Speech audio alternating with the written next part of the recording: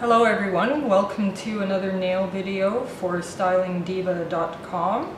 Today I'm going to discuss filing your natural nails that you've grown with my tips, hopefully, and preparing them for polish.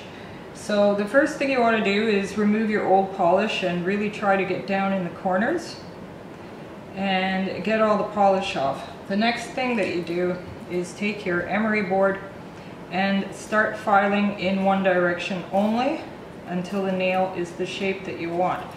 My nails, I've found by experience, tend to be a little bit less fragile if they're slightly squarish across the top, even though I kind of prefer them pointed. But it's up to you. I find them stronger like this and they grow longer quicker. So today I'm just going to file my nails and get them ready for polish, and I wanted to show you as well how you can file out small imperfections. Now I don't know if you can see it here, but there's a small chip out of the side of this nail and it's been there for a while, and I don't want to cut the nail or lose the nail, so what I'm doing is kind of filing it down every time I do my manicure, and then slowly as the nail grows out, at one point it's going to reach a length where I won't mind trimming that off the nail. So that's one way of keeping things from breaking or from having to put an artificial nail while you wait for your nail to grow out.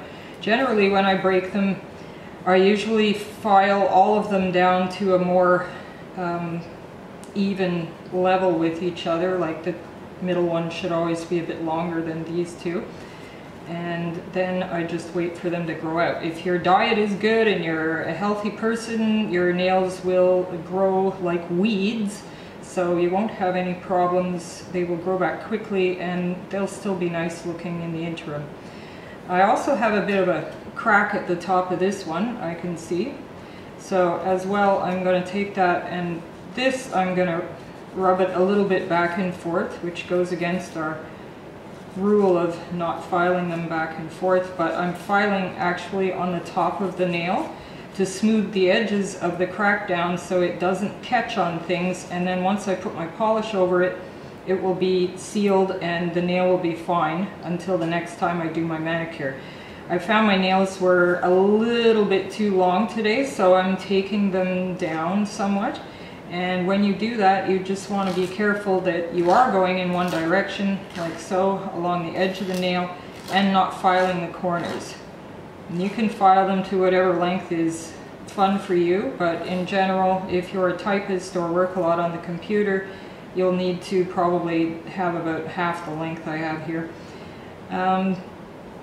So some of these are getting a little bit long, so I'm just going to take them down a bit. And then I'm going to get ready to apply my polish by priming the nail with the Sally Hansen base coat. But before we do that, we're going to buff the nail. And for that I use a product that I get from Revlon, which is this Revlon Shape and Buff stick, which actually has 4 different, well, it's actually got 6 sides which polish, and it tells you right on it which color is for what, and you can really buff your nails nicely like that. So if you're a guy, that's something that's really nice as a finishing touch to a nice clean nail, is to buff them so that they're a bit shiny and look like you have really nice manicured hands. One point I want to make: if your nails get too long, they can flip backwards, and if the nail is very strong here, when that happens, if the nail flips over backwards, it'll flip from down here somewhere, and it's actually happened slightly on this nail. I can see there's like a stripe across the nail where there's a weak point, and when that happens, it's kind of dangerous because there is a weak point there and it's easier to do it again. So if you feel like the nail got strained a bit in something and is a bit weak there, then you should just take it down a little bit shorter, like to finger level, so that there's less danger of it flipping over until it grows out again. So Same thing goes for the little finger. That's a little bit too long. There's danger it can flip over backwards. I've done that many times and it is extremely painful. So best off not to let them get this long. I'll take a little bit off the top on this one. You can cut it with scissors. I do that sometimes. I would do that for the index nail or some of the nails that are a little bit tougher. And when they reach this length, they do actually become extremely tough.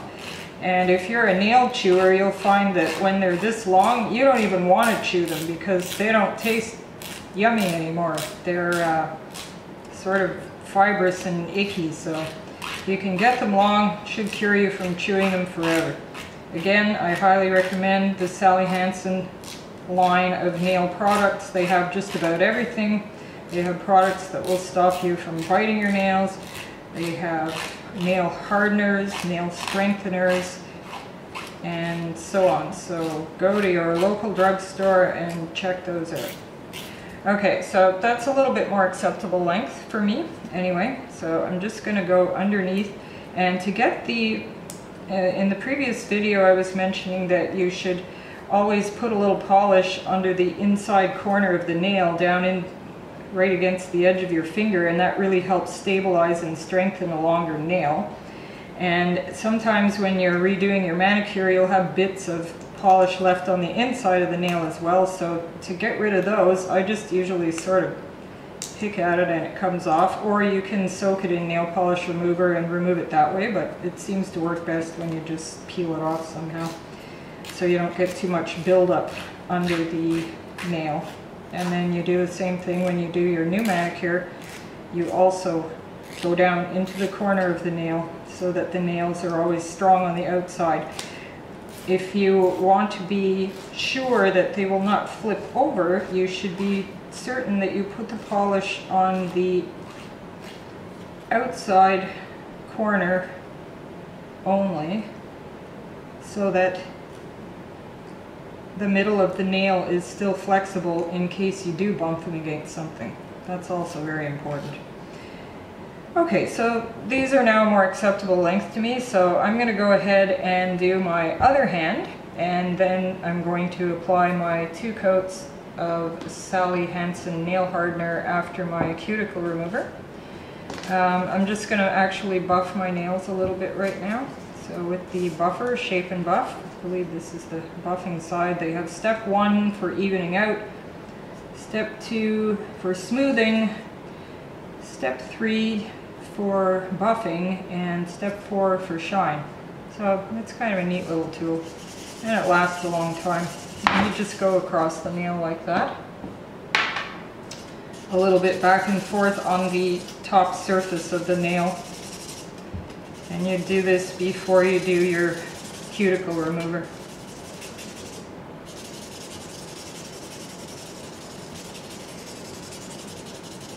If you want, you can do all 4 steps. I don't usually do that to save time. Just get the nail surface smooth, because sometimes when you're polishing them a lot and polish peels off, it sort of tears off part of the nail surface or something, and it makes it a little bit rough.